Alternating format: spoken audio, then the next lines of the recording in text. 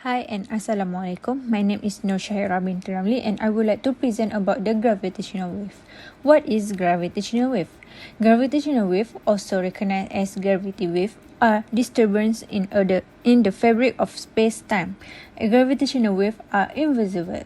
However, they are incredibly fast. They travel at the speed of light at 186,000 miles per second. Gravitational waves squish and stretch anything in their path as they pass by. The existence of gravitational wave was first predicted by Albert Einstein in 1960 in his general theory of relativity. The journey continued when first demonstrated by Joseph Taylor and colleagues. Einstein theorized that when enormous masses are in acceleration, like a system of binary neutron stars, he also predicted that something special happens when two bodies, such as planets or stars, orbit each other. This kind of movement could cause ripples in space. These ripples would spread out like the ripples in a pond when a stone is tossed in.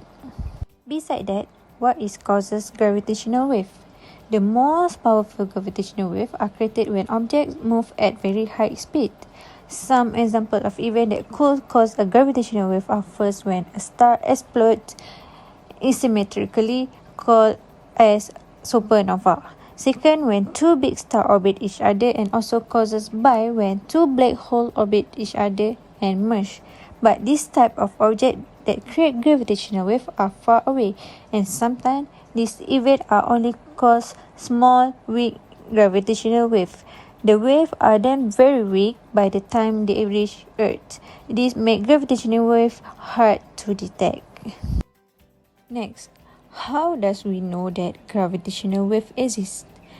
From the discovery, in 2015, scientists detected gravitational wave from the very first time. They used a very sensitive instrument called LIGO, Laser Interferometer Gravitational Wave Observatory. This first gravitational wave happened when two black holes crashed into one another. The collision happened 1.3 billion years ago. But the ripples did not make it to Earth until 2015. When a gravitational wave passes by Earth, it squeezes and stretches space. LIGO can detect this squeezing and stretching. Each LIGO observatory has two arms that are each more than 2 miles, which is 4 kilometers long. A passing gravitational wave causes the length of the arm to change slightly. The observatory used laser, mirrors, and extremely sensitive instruments to detect these tiny changes. The animation below shows how this LIGO works. Hi, I'm Theo. So today we are going to be looking at Einstein field equations of gravitational waves. So what we are going to do today is basically to show that we can produce wave equations from Einstein field equation. Therefore, we can show that space-time itself can actually act like waves. Now, I'm not going to go through much detail in this slide here. However, you can pause and read through if you wish to. But please come back after I finish explaining the slide, explaining the derivation, and see whether what I did makes sense to you. So before going straight into derivation, I have to explain a few things, some notations and definitions. First, if you see this curly D symbol, it basically is a partial differential operator with respect to the spatial coordinate. Now, the important thing here is the metric tensor. The metric tensor actually is the solution, is very important to the solution of the Einstein field equation. Now, the metric tensor, the components of the metric tensor can give us information about distance and angles between 2 points in a chosen space-time coordinate system. Okay, at least locally for a small region. For example, if you are in a flat space-time, that gives you the Minkowski metric, right? It will give you that the distance between the 2 points is given by Pythagoras theorem. But obviously in curved space-time, alright, the space-time geometry can be very messy. So the metric has to be more general. It has to give a more general Pythagoras theorem. Alright. Now, this is for local patch of space-time. If you have to connect all the metric tensors together across different patches of local space-time. So you need to sub the G mu nu into these Christoffel symbols, right? And then after that, you have to sub the Christoffel symbols into this equation right here to get the overall curvature of the space-time region that you chose, that you are interested in, and this is called the Ricci tensor. Now, if you look at this equation 1, okay, this is the metric tensor for a region of space-time where gravitational wave exists. Now, here we have two components, the flat component, okay, which is the Minkowski metric, and the curved component. Now, this curved component, we are going to assume it is small. We are going to do something called a weak field approximation. Basically, we are assuming that in this region of space-time, the gravitational field is weak. Alright? And then after that, we are going to substitute this G mu nu back into this Christoffel symbol and then getting the Ricci tensor. Okay? Now, after you got the Ricci tensor and the Ricci scalar, the Ricci scalar is just another equation that also have a G mu nu in it. You have to substitute all the equations you got into this equation. Okay? And then what the result is this long equation here. Okay? You have a lot of partial differential, second order partial differentials, including H and Minkowski, and all that.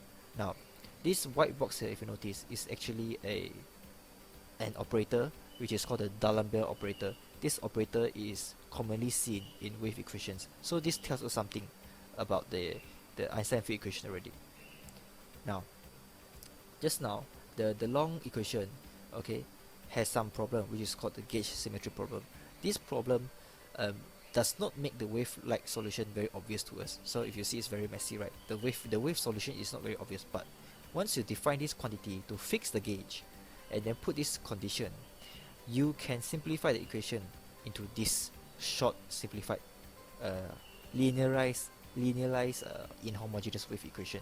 So you do the math yourself, you can achieve this quite easily.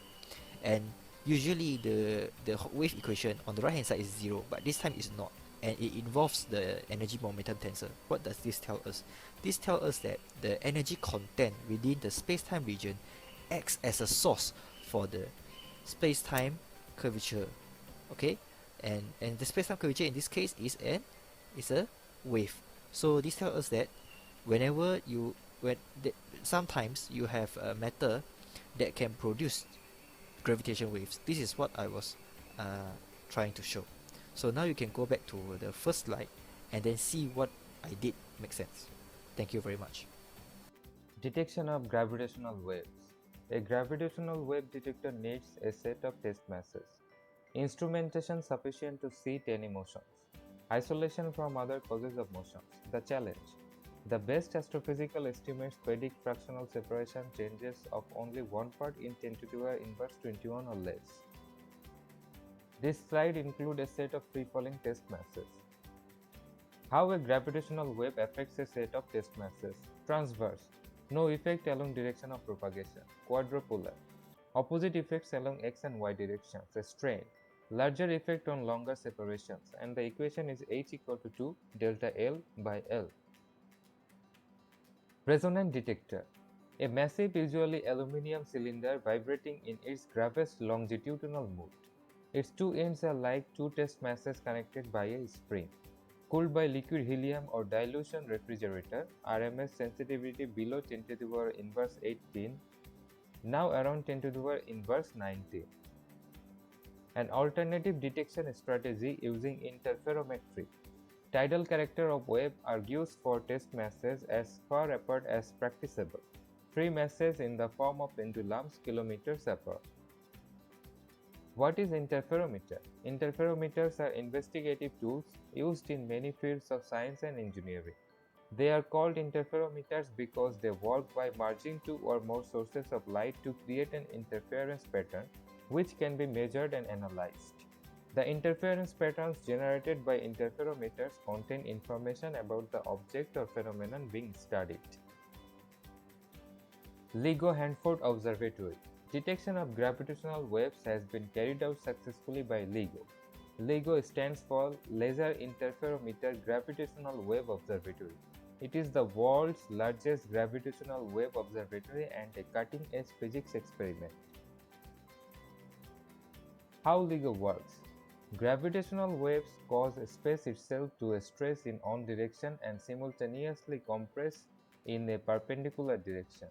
In LIGO, this causes one arm of the interferometer to get longer while the other gets shorter, then vice versa, back and forth as long as the wave is passing.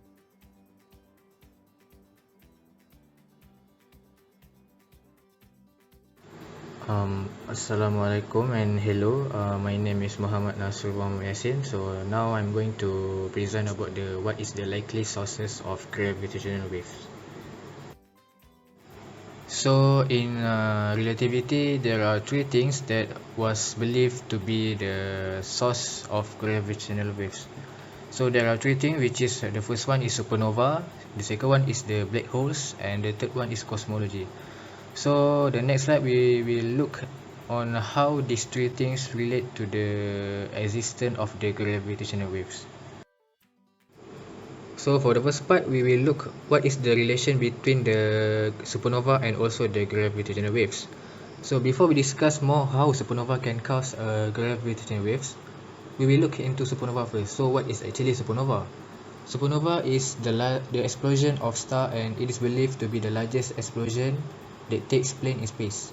So the idea is how the explosion of star can cause a gravitational waves.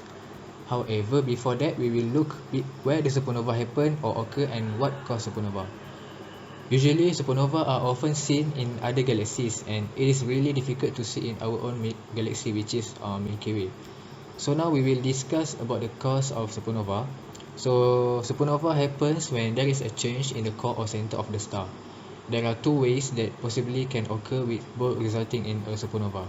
First type of supernova happen in binary star system, and the second type occur at the end of a single star lifetime. As the star runs out of nuclear fuel, the core will collapse, which result in the giant explosion, which is supernova.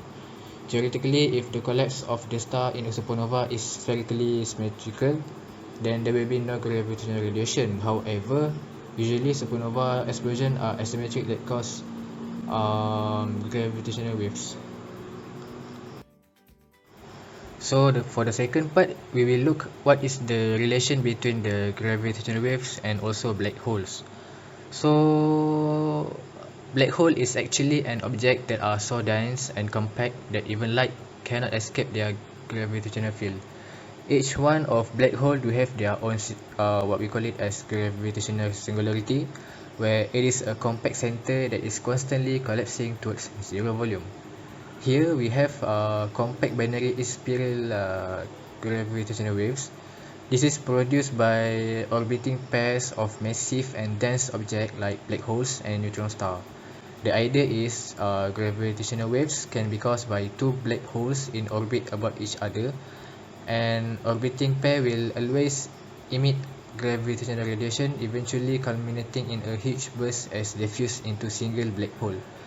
Usually, the objects orbit around each other. They lose energy in the form of gravitational waves.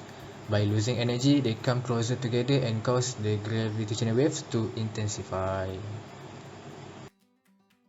So lastly, we will look what is the relation between the gravitational waves and cosmology. So as usual, we will look what is the definition of the cosmology itself.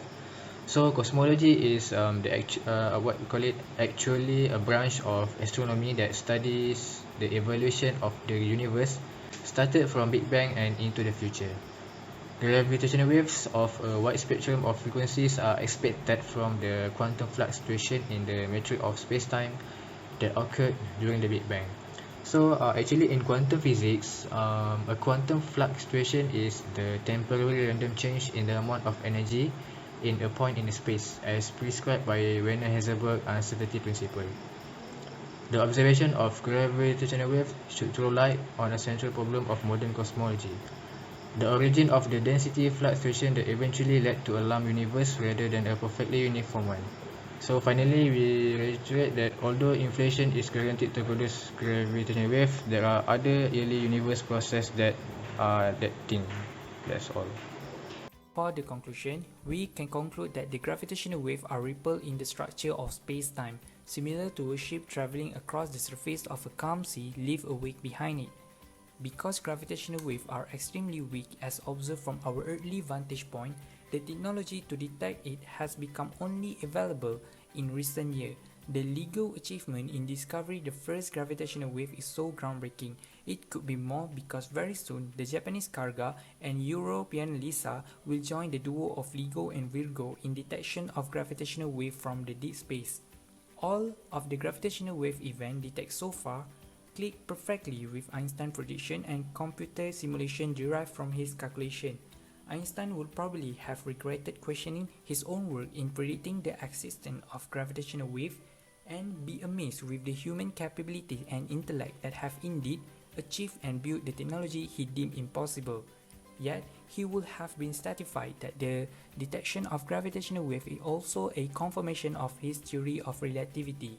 It also needed to be pointed out that Einstein was not the only theorist who worked on gravitational wave, not to forget the decades of hard work of other scientists in developing the concept and technology. Here and now, gravitational wave astronomy is a new science. It promises unlock many of mystery of our universe. It's no overstatement to say that metamorphosis in our view of the universe is underway.